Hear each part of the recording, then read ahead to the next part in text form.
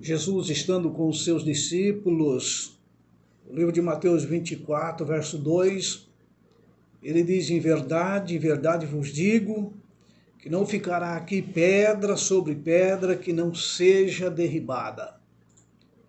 Jesus com os discípulos ali, eles olhando aquele magnífico templo, admirando a beleza do templo, Jesus diz: olha, não vai ficar nada aqui, tudo vai ser derribado.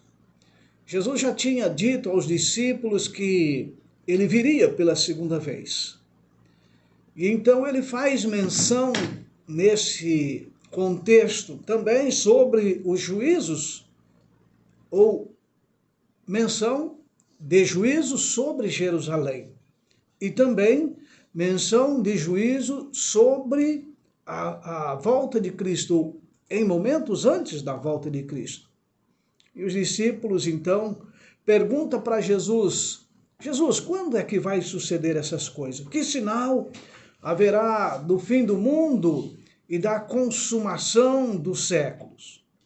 Então, Jesus ele apresenta um esboço do que ocorreria, dos principais acontecimentos. E a profecia que ele ministra ali aos discípulos, no livro de Mateus 24, ela tem um duplo sentido. Ao mesmo tempo que prefigurava a destruição de Jerusalém, também representava sinais, terrores dos últimos dias.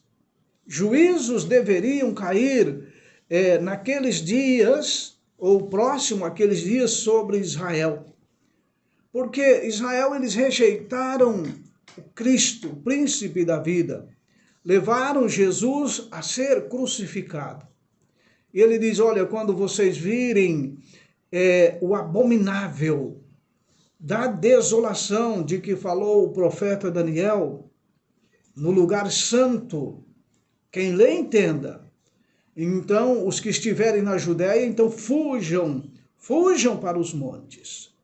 Quando os estandartes idolátricos dos romanos fossem erguidos em terra santa, fora dos muros da cidade de Jerusalém, então os seguidores de Cristo, eles deveriam achar fugir de Jerusalém. Fujam.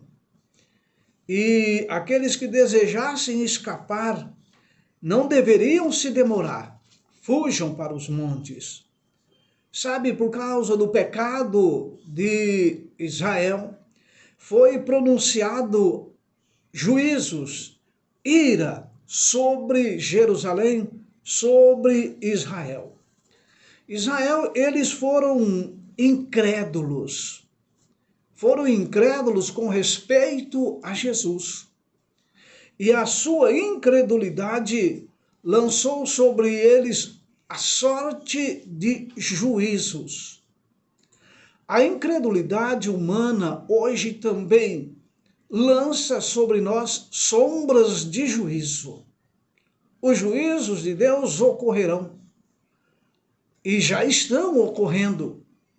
E muitas vezes por causa de nossa incredulidade, tão quanto como sobre o povo de Israel.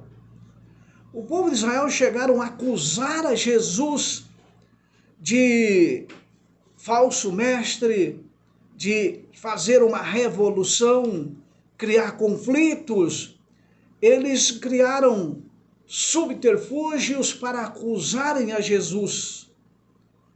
Isso estava lançando sobre eles a triste sorte.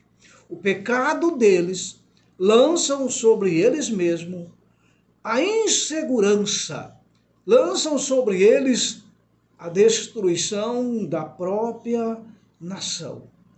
Chegaram a acusar a Jesus a tal ponto de o seu sumo sacerdote dizer: é melhor que morra um homem do que toda uma nação ser destruída. Sabe, a rejeição de Jesus, a acusação contra Jesus, não será diferente nos últimos dias. Os cristãos serão acusados. O Deus que cremos também será acusado. acusado de ser maldoso, de ser um juiz implacável, e por isso será melhor destruir os cristãos. Sabe, meus queridos, Deus sempre foi um Deus longânimo. A longanimidade de Deus durou quase 40 anos depois de Jesus estar aqui. Jesus esteve aqui pelo ano 33, por volta do ano 33, ele foi morto. E a destruição que Jesus predissera sobre Jerusalém ocorreu somente quase 40 anos depois. Por que não antes? Porque Deus é longânimo. Ele não queria que os seus filhos perecessem. Ele retardou o seu juízo sobre Jerusalém. Ele retardou. Havia muitos entre os judeus ainda que eram ignorantes com respeito ao caráter de Jesus. Por isso a mensagem pelos discípulos, pelos fiéis, a mensagem após o Pentecostes se espalhou a todos os rincões do planeta na época. E eles não poderiam acusar de não ter recebido a mensagem da verdade sobre Jesus. Eles não podiam dizer, não, eu não conheço. Somente depois de aproximadamente 40 anos é que os juízos de Deus vieram sobre Jerusalém. Jesus, Deus retardando os seus juízos. Isso demonstra a longanimidade de Deus.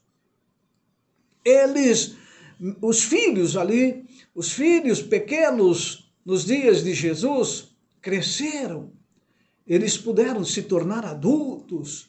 Eles puderam ver a mensagem de salvação, ver os milagres. Os apóstolos, eles ali operaram muitos milagres depois da ascensão de Jesus. E as pessoas em Israel, nas nações vizinhas, podiam entender o poder da salvação em Jesus Cristo, mesmo ele não estando presente pessoalmente. Eles não poderiam dizer, não, eu não sei, eu não conheço. Eles foram avisados, mas eles foram obstinados, foram impenitentes, rejeitaram a última oferta de misericórdia. Então Deus teve que afastar deles a sua proteção.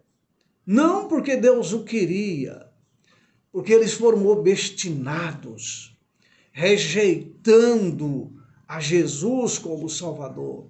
Eles perseguiram os apóstolos, eles mataram os apóstolos, mataram Estevão, rejeitaram abertamente a graça salvadora de Jesus Cristo. A nação ela ficou sob o controle dos líderes que eles escolheram. Satanás, então, ele suscitou as mais violentas e as mais vis paixões daqueles humanos. Os homens achavam-se sobre a influência de Satanás. Achavam-se fora da razão, controlado pelos impulsos, pela cega raiva. Eles tornaram-se satânicos em sua incredulidade. Amigos e parentes traíam-se mutuamente. Pais matavam filhos, filhos matavam seus pais. Enfim, os dirigentes do povo não tinham capacidade de governar a si próprio, quanto mais governar uma nação. Sabe, meus queridos, com isso eles se tornaram tirânicos. Aceitaram um falso testemunho na acusação sobre o inocente Filho de Deus. Falso testemunho de acusação contra o servo de Deus, Estevão, por exemplo. Com outros também falsas acusações, outros apóstolos, como Paulo, falsas testemunhas. Agora, as falsas acusações tornavam insegura a vida deles. O temor de Deus não mais os perturbaria. Satanás achava-se à frente da nação. Sabe, amados, essa descrição dos dias após a ascensão de Jesus, até nos dias, mesmo quando Jesus estava, até antes, sabe, é uma reflexão sobre os dias finais que não será diferente. Os seres humanos sem Jesus se tornam vítimas de Satanás, se tornam instrumentos de Satanás, literalmente. Perdem a noção, perdem a direção da sua própria vida. E como dirigirão uma nação? Como dirigirão a sua casa, a si próprio? São controlados pelos impulsos satânicos. Oh, meu querido, não se afaste de Jesus de forma nenhuma, porque nós, quando nos afastamos de Jesus, quando rejeitamos a sua misericórdia, sabe o que acontece? Deus não pode continuar com a sua proteção sobre estes. Sabe, o chefe das facções naqueles dias, eles se opunham às autoridades que também não tinham força e eles executavam impiedosa matança. Mesmo a santidade do templo, que era tão pregada, tão idolatrada pelos judeus, não impedia das facções dos sem Deus, dos dirigidos por Satanás, de executarem obras perversas no pátio do santuário, dentro do próprio santuário. Sabe, chegou o momento do ano 70, onde os judeus, ou melhor, os romanos invadiram Jerusalém, destruíram impiedosamente o templo de Jerusalém. O sagrado não fez diferença para eles. Corpos de mortos profanavam o templo sagrado. Os soldados romanos jogaram fogo no pórtico, nas diferentes repartições do templo, e ali o templo encheu-se de fogo. A matança foi tão cruel em Jerusalém que, segundo os historiadores, mais de 1 milhão de pessoas foram mortas em Jerusalém. Sabe por quê? Porque a proteção de Deus não mais estava sobre eles. Porque rejeitaram o Filho de Deus. Rejeitaram a vida. Obstinados por mais de 40 anos, ou aproximadamente 40 anos depois. Rejeitaram toda a graça salvadora.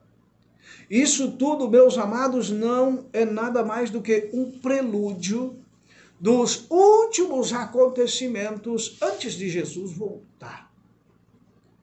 Uma coisa que eu preciso relatar para os meus queridos ouvintes é que nenhum cristão pereceu na destruição de Jerusalém. Nenhum daqueles que aceitaram as verdades da profecia pereceram em Jerusalém. Quando eles viram Jerusalém cercada, eles fugiram. A história diz que o Espírito de Deus dirigiu de tal modo os cristãos, dirigiu de tal modo as forças que cercavam Jerusalém, de um momento eles se retirarem do cerco de Jerusalém, por não ter sentido. Por que eles se retiraram? E quando eles se retiram, as forças os soldados judeus, os guerreiros judeus de Israel, eles então perseguem os romanos que tinham se retirado. Enquanto eles investem na perseguição contra a fuga dos soldados romanos, os cristãos então puderam fugir de Jerusalém sem encontrar nenhum percalço pelo caminho. Não. Enquanto os judeus perseguiam o exército romano, os judeus fogem, não encontram resistência. Veja como que a mão de Deus dirige as coisas, para que o justo não pereça com o ímpio. Precisamos de entender essas questões, para que o justo não pereça com o ímpio. E assim então, os cristãos puderam fugir de Jerusalém. A Bíblia diz que nos últimos dias também, os justos serão amparados. Miguel se levantará para defender os seus filhos. Sabe, o templo de Jerusalém foi destruído. Caiu após toda a fuga dos cristãos. Depois os judeus foram contra-atacados pelos romanos. Eles voltam a Jerusalém e destroem por completo não apenas o templo, que sobra hoje, eles chamam de o Muro das Lamentações. Não sobrou nada mais do que o Muro das Lamentações. Jerusalém foi praticamente destruída. O templo sagrado foi destruído pela impenitência. Eles estavam colhendo os seus próprios frutos. Sabe que os judeus, eles haviam enchido para si mesmo a taça da vingança. Assim como os de Sodoma e Gomorra haviam enchido para si mesmo a taça da vingança. Assim como o mundo, os incrédulos, aqueles que rejeitarem a Cristo, encherão a taça da vingança. Estamos vivendo em dias da longanimidade de Deus. Deus está sendo paciente com este mundo. Muitos chegam a dizer, se Deus destruiu Sodoma e Gomorra, permitiu a destruição de Jerusalém, por que não destrói esse mundo que está tão quanto cruel como aqueles dias? Sabe por quê, meu querido ouvinte? Porque ele está sendo longânimo para comigo e para com você. Os próprios seres humanos enchem para si a taça da vingança. Todas as desgraças que acompanharam os judeus, acompanhou a dispersão dos judeus, eles estavam colhendo a messe que eles haviam semeado. Os juízos que caem sobre a terra hoje, as guerras que acontecem, os conflitos que acontecem, a criminalidade que acontece, nada mais, nada menos do que o ser humano colhendo a messe que semeou. E, infelizmente, muitos inocentes colhem messes que o ímpio, que o mal semeou. Inocentes colhendo situações que ele não semeou. Estamos num mundo onde crianças sofrem, onde pessoas inocentes sofrem, mas são consequência daquilo que a humanidade semeou. Eles estavam colhendo aquilo que semearam os judeus. A tua ruína, ó Israel, vem de ti, porque pelos teus pecados está caído, diz o livro de Oséias 13, verso 9, 14, verso 1. Vou repetir este verso. A tua ruína, ó Israel, vem de ti, porque pelos teus pecados está caído. Esta é uma mensagem que vem para os nossos dias também.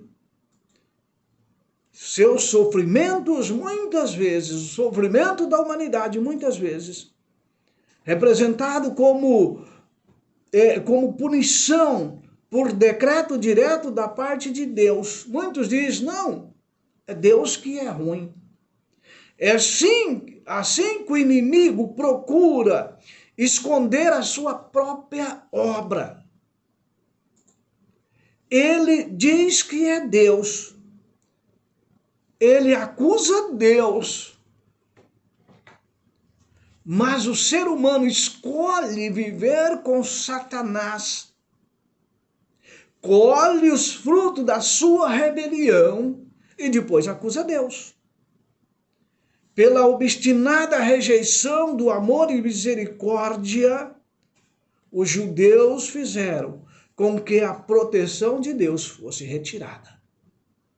Daniel disse que vai haver um tempo de angústia qual nunca houve. Sabe por quê? Porque a proteção de Deus será retirada. Porque o ser humano rejeitou tão abruptamente, tão abertamente a graça de Deus, que o Espírito Santo não vai poder mais agir no homem. Como foi nos dias de Noé. Rejeitaram a oferta da salvação, que a proteção de Deus foi retirada. Deus não podia mais abrir a porta da arca para eles entrarem.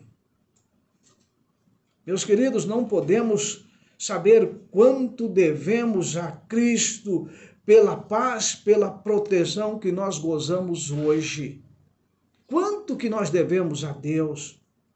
O poder restringente de Deus impede que a humanidade passe completamente para os domínios de Satanás. Os desobedientes e ingratos têm grande motivo de gratidão pela misericórdia e longanimidade de Deus. Gratidão, meu querido. Mesmo o perverso, ele recebe a bênção que o justo recebe por causa do justo. Entendeu? Por causa do justo, mesmo o ímpio recebe a bênção divina. Quando, porém, os homens ultrapassam os limites da clemência divina, a restrição é removida. Deus não fica na posição de executor da sentença contra a transgressão. Deus permite, antes, que os que rejeitaram a sua misericórdia colham aquilo que semearam. Sabe, meus queridos ouvintes, cada raio de luz rejeitado é uma semente lançada e que vai produzir uma infalível messe.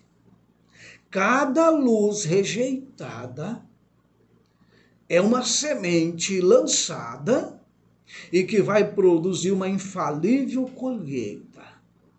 O Espírito de Deus, persistentemente resistido, é afinal retirado.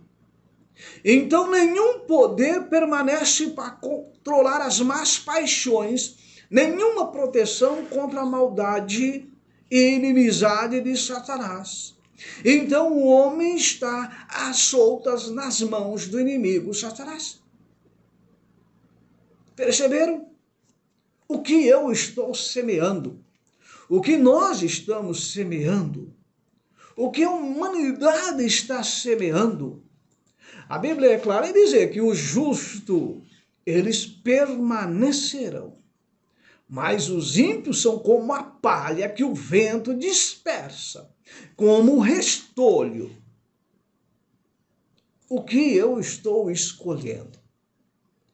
Esta mensagem sobre a destruição de Jerusalém nada mais é do que uma solene advertência a todos que resistem os apelos da misericórdia divina.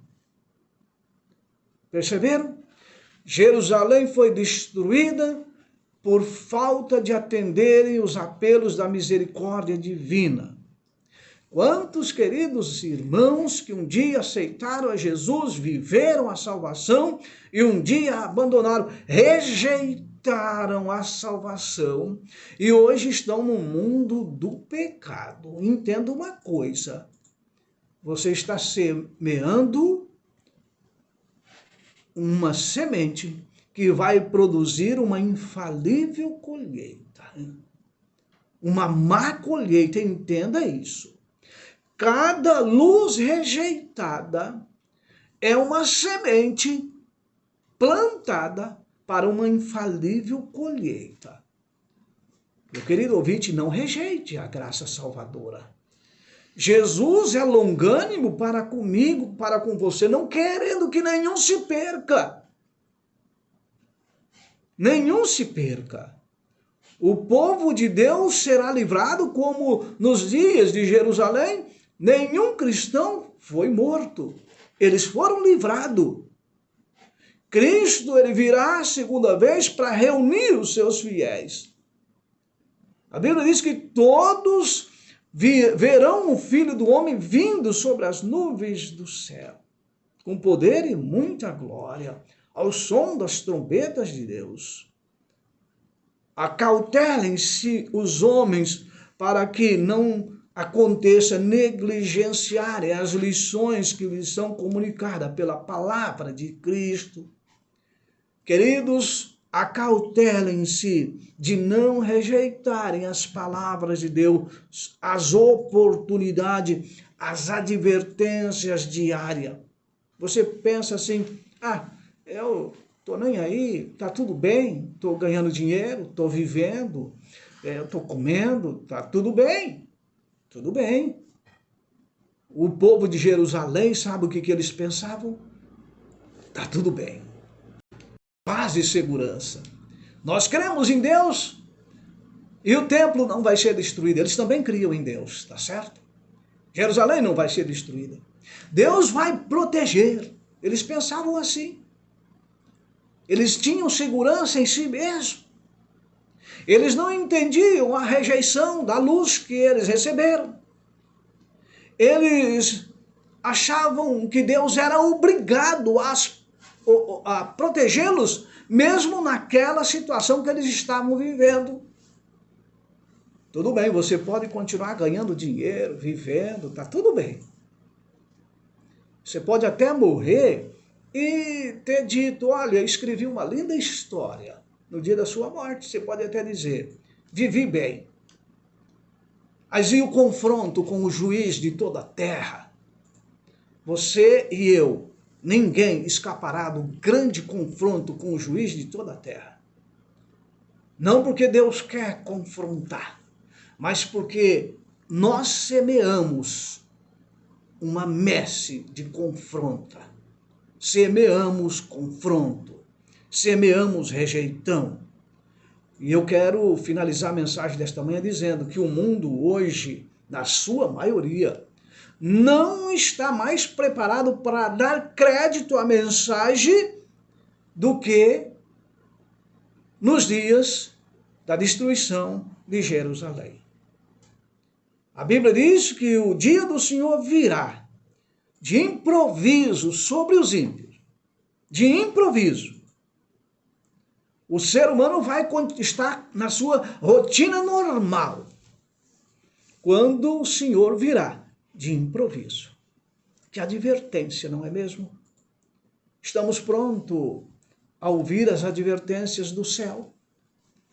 Estamos prontos a reconciliar-nos com Deus. Estamos prontos a fazer uma reflexão da nossa vida.